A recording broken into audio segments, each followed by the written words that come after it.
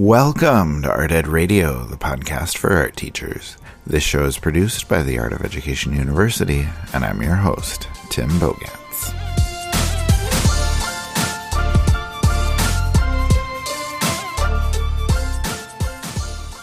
We are now just 2 weeks away from the Winter Now conference, and as I said last week, I want to take the opportunity here to use the podcast to preview some interesting presentations and to talk to some interesting presenters. Today's guest is going to be Jen Leban. Now, I've known Jen for a while now, actually over a decade now that I think about it, but she is an awesome teacher. She's presented at Now many times. She had a ton of great ideas as an art teacher, and now that she's in the world of tech, she does an incredible job of blending tech and art together in what she does with both students she works with and the teachers that she's helping as well. So her presentation at the conference next Saturday is on how to bring creativity challenges to your students, specifically utilizing the Adobe Express platform. So we're going to talk today about some of our favorite tools on the platform and how teachers can get started using it. So Jen is here. She's ready to go. So let me bring her on.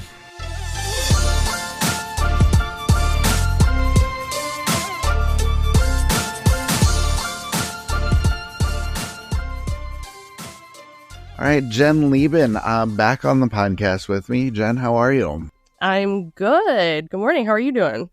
I'm doing very well. I've been playing with Adobe Express ever since I watched the first draft of your presentation. So been distracted with that, but otherwise things are good. But how's the semester for you? How is January so far? Well, it's been super cold, so we've had some e-learning days. We've had some e-learning days going on, but outside of that, the semester is going pretty well. I had a PD day where I got to present in person to teachers about Adobe Express. And now, because I'm a tech coach, I've gotten a lot of requests from teachers to actually use it in the classroom. So right before we recorded, I actually ran from another classroom and we were doing an Adobe Express project.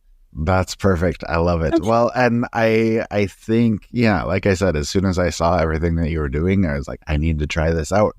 So I'm hoping that people will kind of have that same reaction when they see you at Now. But I guess to start our conversation here, can you just tell everybody kind of about your presentation, like what you're doing in that, what they can expect to see from you?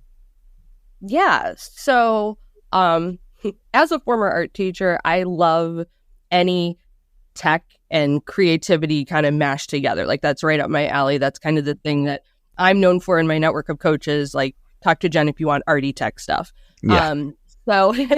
So I love Adobe Express because obviously Adobe, the first thing you think of, it's in that Adobe family.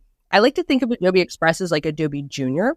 So it's great for elementary. It's great for like middle school, especially if your school district is not transitioning, but if your curriculum like articulates and they're using Adobe tools in the high school level, it's great to kind of like get their feet wet because it's that same family. Now, that being said, Adobe Express looks and works a lot like Canva, which I know is another tool that teachers super love. So If you are a Canva fan, making the transit, or not even the transition, but getting into it, the user interface, like the experience is very, very similar. So I think it's easy. It's not like, I have to learn another tool. I think they're very comparable. I use both. And the reason for that is because there are some things Canva can do that Adobe can't. And there's some things that Adobe can do that Canva can't. So it's just about choosing the right tool for what you want to do. Right. And I've lately really gotten into what are those things that Adobe can do that are really fun. So yeah, I like sharing it with people. Yeah, that's awesome. That's awesome. And I guess, like I said, I've started to explore. I've started to play around. I don't know what I'm doing, but that's okay because, like you said, it's really user friendly. I have a little bit of experience with Adobe, so it makes sense. I have some experience with Canva. So now that you say that, I was like, yes, I definitely see those connections. But I guess I would just like advice for you, like if people are exploring Adobe Express, like where do you think is a good place to start? Like what are some things that that you can do in the beginning to kind of see what its potential is, or see some of the things you can do with the platform? Yeah. So my favorite introductory project, which I do with students and I do when I'm, presenting this to teachers, is they call it a creativity challenge. And Adobe has a lot of these that you can like pre-done lesson plans. So if you're like, I need someone to do all this thinking for me, it's there. So as a teacher, you can go in and you can literally download their lesson plans. Like it's there. But as an art teacher, that never makes me happy. I always have to like do it myself, I said, I have to customize it and make it more pretty. But there's a challenge called My Creative Identity. And it's essentially you take a photo of yourself and it removes the background, which again, something you can do in Canva, but you put yourself in the middle. And then there's a bunch of like elements that kind of come out from the middle. This is the template that they give you at least, So my challenge to students is always customize it, make it your own, tell us about yourself. And then how do you make it so it doesn't look like we have 20, 25, or 30, depending on how many kids you have, projects that all look the same. How do you make yours unique? How do you make yours stand out? So that's kind of the challenge sometimes with a tool like Canva and like Adobe, is you don't want like cookie cutter projects. So I would say build that into your lesson and make that part of it. How do you make it unique? What is the visual communication that you're saying about yourself through this particular, piece or this artwork? But I think that's a great way to start, is with that template, especially if you're not familiar with the tool. And then very quickly from there, you learn how to build and like, well, what if I could do this? And what if I make the little elements wiggle and, turn it into a GIF and make this fly in and this color? You're like, then it builds upon itself. And then we've totally gotten hooked. Well, no. And I think things like that are a really nice balance between learning the functionality, but then also, being able to explore and find what the capabilities are and what you can discover inside there. So I think that's a good one. And then I guess I would like to also ask you about, what's happening at the opposite end of the spectrum. Like after you've been working this for a while, like where the coolest things are, like thinking about potential of what you could do with the platform. Like what are the maybe like 3 or 4 like most impressive things or things that you think that Adobe Express can do best? Okay. So my favorite things as of late, would be, I've really been pushing the feature called Animate from Audio, which is something that I do talk about in my now presentation. But essentially, it's an audio recording that you can either do ahead of time or in the moment, but students choose a character and a background from their preset characters and backgrounds, because when you choose your character and you upload your audio or record your audio, the AI in the background, the computer magic, syncs that character to your voice. So it like lip syncs to your character, but not just like mouth open, closed, blah, blah, blah, like a puppet. But sometimes the character will actually like move or raise their hand and be more expressive. So that's why you can't upload your own character. That's why you have to choose the existing ones. But right. I'm an app smasher. So I love the idea of maybe doing that as an artist statement or a reflection that goes with your artwork. Nice. So students can talk about their artwork, but they're camera shy. So you can be an avocado or whatever the character is, when you talk about your stuff. So it's cute. I like it in that sense. I mean, again, you're learning the tool, but you're doing something constructive with it. I've done that. I've done Animate from Audio with second grade. And they love it. Like they have to think that's the most amazing thing in the world. Yeah. Well, to be fair, I thought it was the most amazing thing in the world, and I thought me too. So. Can I interrupt just really quick? Because I saw your presentation. I saw this idea. I'm like, I have to do this. And so Amanda, who's on the podcast with me all the time, she had no idea this was coming. I just stole a clip of the audio from the last podcast that we had done, and then I turned her into a frog and I sent it to her. When it was just it made me laugh out loud just having her audio, putting a face to it. And there is a point where she sort of sighed and paused for a second. And the animation, like I was impressed with this, it picked up on it. And so the character, like its shoulders slumped and then it literally did an eye roll. And then like it went back on. I was like, oh, this is really good. Okay, so, that's anyway, amazing. So it was just like a 20-second clip, but I was impressed at how well it could do that. Well, and that's what I like. So yeah, you can do it with kids and have them record things, but think about it like how amazed you were and drawn in by it. Like, what if as a teacher, you use that to record your intro to a project? Like, it sucks the kids in. I'm all about using goofy stuff like that in my projects for the sake of like getting the kids' attention. But I think the other reason why I've really been thinking about this a lot lately. Things like Adobe Express has like their draw function, and there's a brush I talk about in the video. There's a brush that looks like you're drawing with Cheese Whiz, and it's like, what artistic, like I'm drawing with Cheese Whiz, like that sounds so like lame, whatever. But I was talking about it with a math teacher. I'm going to go off subject for just a second, and we said, well, what if you were doing math and they were drawing with Cheese Whiz? Like, it's ridiculous, yes, but those ridiculous things are often that layer that helps students like kind of release some of that anxiety and like let their guard down because it's silly. So like when I was doing art I taught art to middle school. So anytime we would do the self-portrait, freak out because middle school self-portrait. So my mantra for middle school was, hey, if I can't take a nice picture, I'm going to take a silly one on purpose, which is why every photo of me when I'm teaching middle school is me like going, and like with the thumbs up, because I was like, I'm going to lead by example. But if you're purposely taking a silly photo, it's less intimidating. And they're like, oh, it was supposed to look silly. I think to people outside sometimes it could come across in the educator world as like, oh, she's not very professional, or she's, so informal or whatever. But there's a reasoning behind it and a rationale. And I think a tool like Adobe Express can kind of help break down those social emotional barriers to kind of let students, letting them be silly and then digging into it and talking about more of the like the art and the philosophy and, more the meat situation. No, I think that's a really good point because, I talk a lot about making sure that kids know that things don't have to be perfect. Like, it's okay to explore. It's okay to experiment. It's okay that, not everything is a finished product. And that's such a tough lesson for them to learn. Yeah. Like you said, just because it is such a difficult time socially, emotionally. Yeah. And so I think any tool that can benefit them in that way is worthwhile. So I really like that. I mean, and as teachers, another barrier to that sometimes is just time. We don't have time to let them do a project 3 and 4 times and like fail the first time and do it. Like, we get a one and done. So I understand that too very much. But that's why a tool like Adobe Express could be great, because it allows you to very quickly do mock-ups or do versions of things, or quickly record an audio snippet and be like a cartoon character, and you mess it up, you re-record it because it's a 20-second clip. So yes. I think that tech tools can sometimes help with that once you learn it. Yes, at the beginning, it's that hurdle and you got to learn it. Like, it takes so much time for me to learn, but it's worth it. Also, sometimes you just learn it with the kids. Open up the creative challenge from Adobe, do it with them, because they will teach you. And I know that that's hard for teachers to like kind of be vulnerable like that and not be the expert in the room. But I think that's the thing that's changed from when I first started teaching over 20 years ago,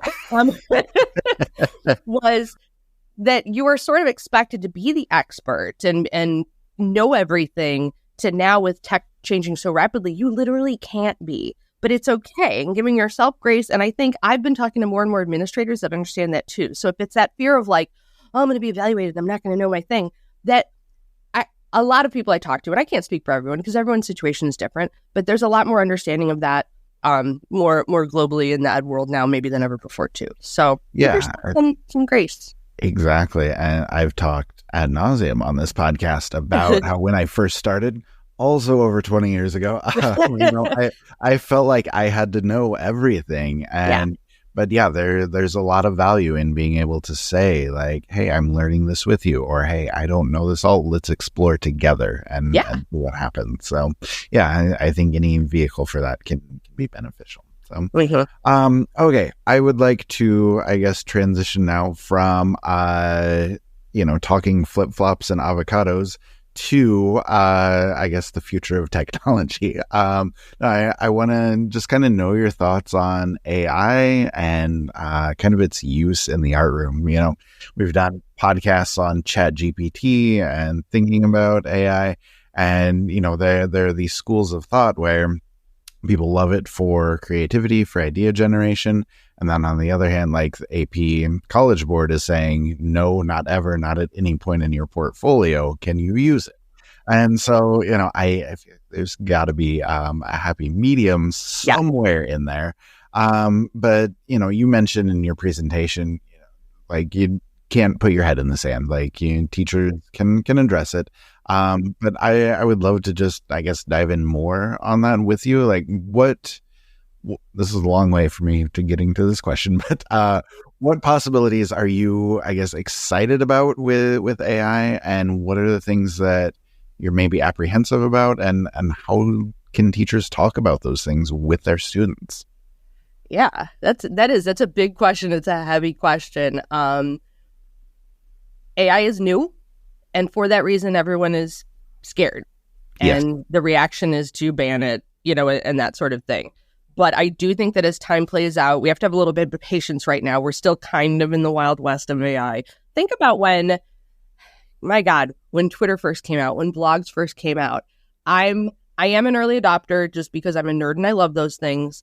And I remember my administrators being understandably scared. It was new. And why are you on Twitter? And what are you doing? And where now it's like a culture thing, like share our story, and you should be, and you're PLN, and you're this and that. And of course, then I become all hipster. Like, I was doing it before it was cool, you guys. And blah, blah, blah.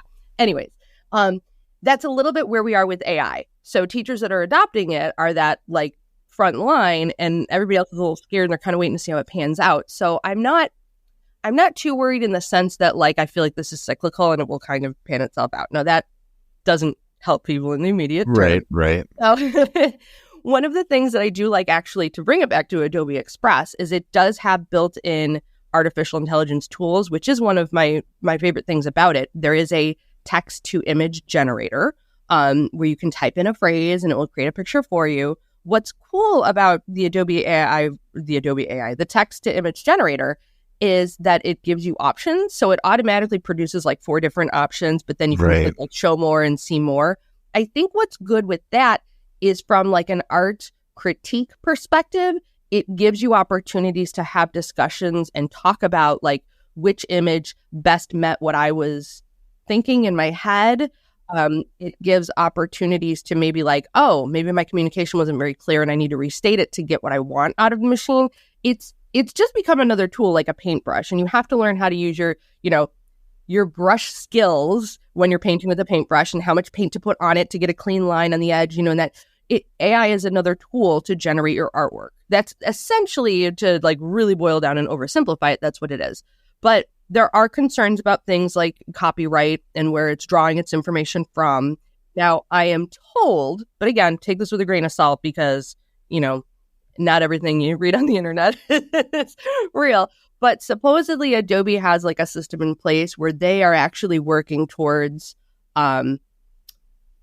compensating their artists where they're drawing information from. Now, how that all works, this is where it's beyond my scope of, but supposedly they are working on like an ethical way to address that, which I do really appreciate, because I'm not hearing that necessarily about other companies, or you hear about ChatGPT being sued by the New York Times for taking their stuff and not, there definitely is a push now to compensate like the sources for the information, but it sounds to me like Adobe has kind of been hip to that from the start and is actively working. So for that reason, I feel good about using their tool for stuff as opposed to others. And I'm not saying that others don't follow this model. This is just my limited source of knowledge.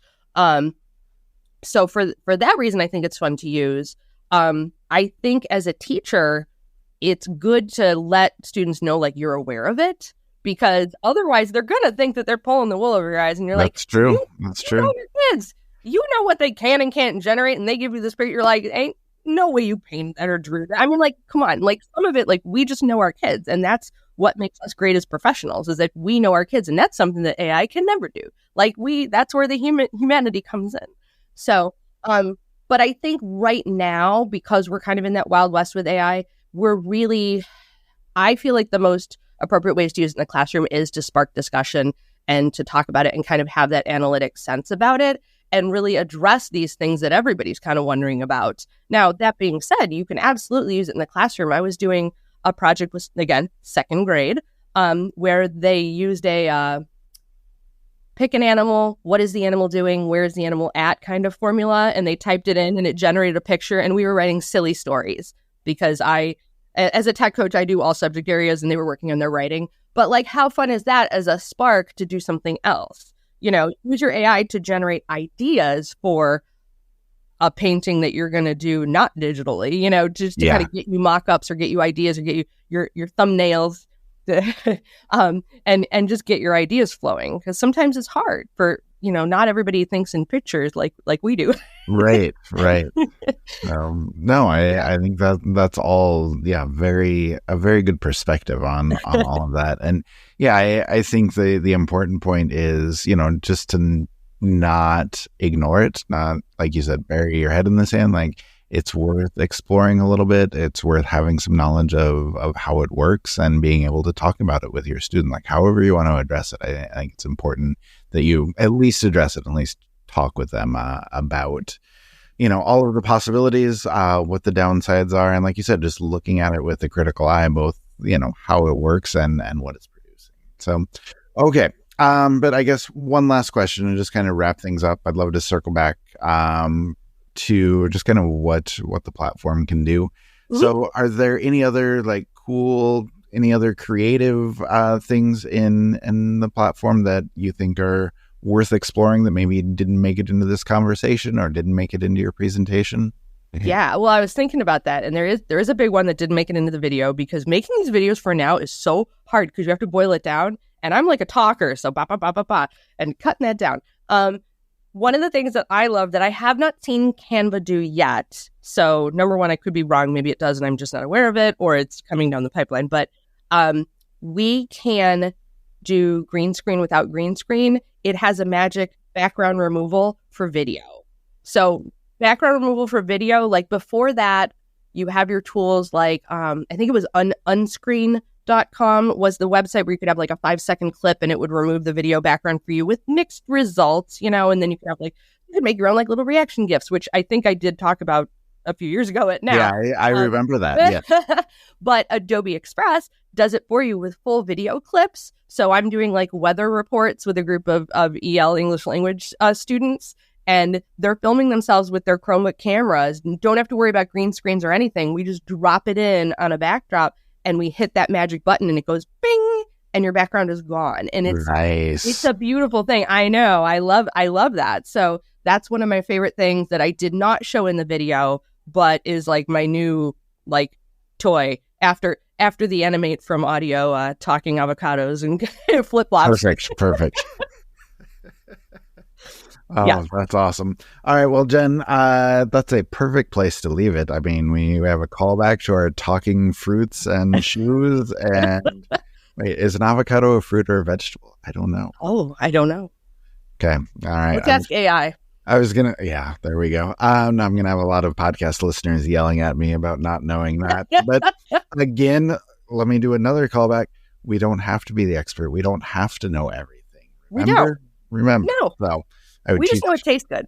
Yeah, exactly. That's all we need. We're good.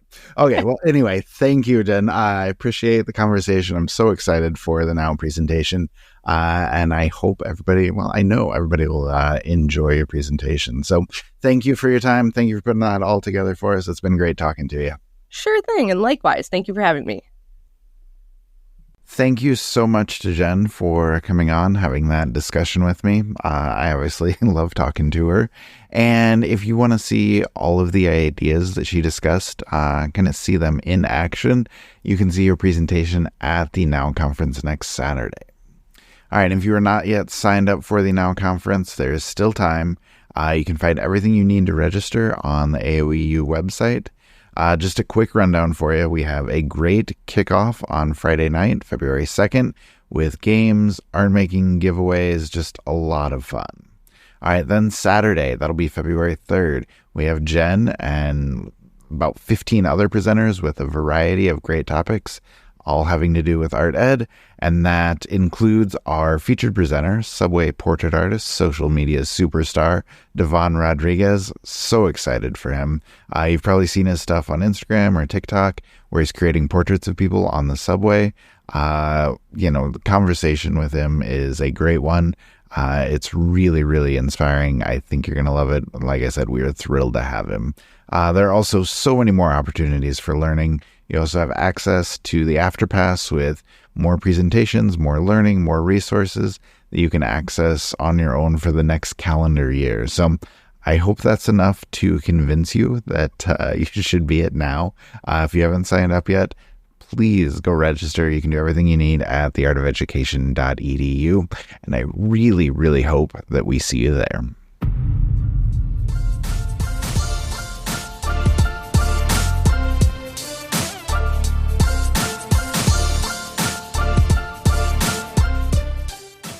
Art Ed Radio is produced by the Art of Education University with audio engineering from Michael Crocker.